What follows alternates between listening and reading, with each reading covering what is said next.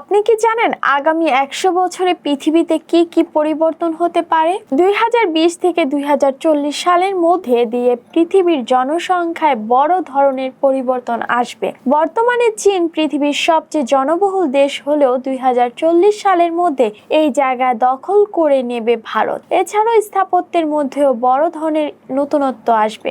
বর্তমানে পৃথিবীর সবচেয়ে উঁচু ভবন বুর্জ খলিফা হলেও সামনে এই পদবি কেড়ে নিবে অন্য একটি ভবন, কারণ জেদ্দা টাওয়ার নামেও একটি উঁচু ভবন নির্মাণ হবে, যা হবে পৃথিবীর সবচেয়ে উঁচু ভবন। ইলন মাস্কের স্বপ্ন এই সময় বাস্তব হতে শুরু করবে, কারণ তার স্টারশিপ রকেট মঙ্গল গ্রহে মানুষ নিয়ে যাবে এবং সেখানে প্রথমবারের মতন পৃথিবীর বাইরেও মানুষের বসতি তৈরি হবে। প্রযুক্তির দিক থেকে দেখলেও তারবিহীন চার্জিং ব্যবস্থা ও আরো অনেক উন্নতি হবে।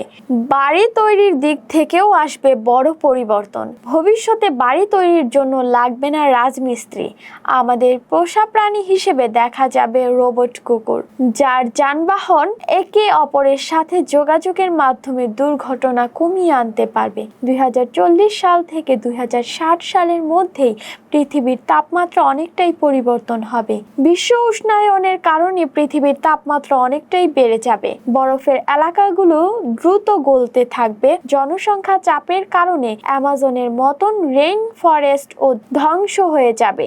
পৃথিবীর অনেকগুলো অঞ্চল পানির সংকটে পড়বে। মঙ্গল গ্রহে বাসস্থান ও জনসংখ্যা দিন দিন বাড়তে থাকবে। বিভিন্ন প্রযুক্তির মাধ্যমে সেখানে গাছপালা লাগানো হবে। হাজার হাজার বছর আগে বিলুপ্ত হয়ে যাওয়া অনেক প্রাণীকে তাদের ডিএনএ ব্যবহার করে আবার ফিরিয়ে আনা হবে। মানুষ মহাকাশ গ্রহাণু থেকে খনিজ সম্পদ সংগ্রহ করে ব্যবহার করবে, কিন্তু এত উন্নতির পরেও কিছু পিছুটান থেকেই যাবে। 2040 সালের দিকে পৃথিবীর তাপমাত্রা বেড়ে যাওয়ায় অনেক জায়গায় খরা দেখা দিবে এবং অ্যান্টার্কটিকার মতন জায়গায় বরফ গলে যাবে।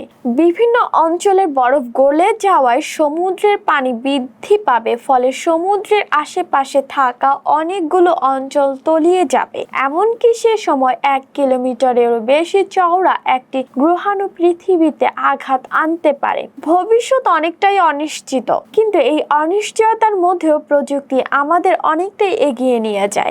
দর্শক, আজকে এ পর্যন্তই। এতক্ষণ সঙ্গে থাকার জন্য ধন্যবাদ।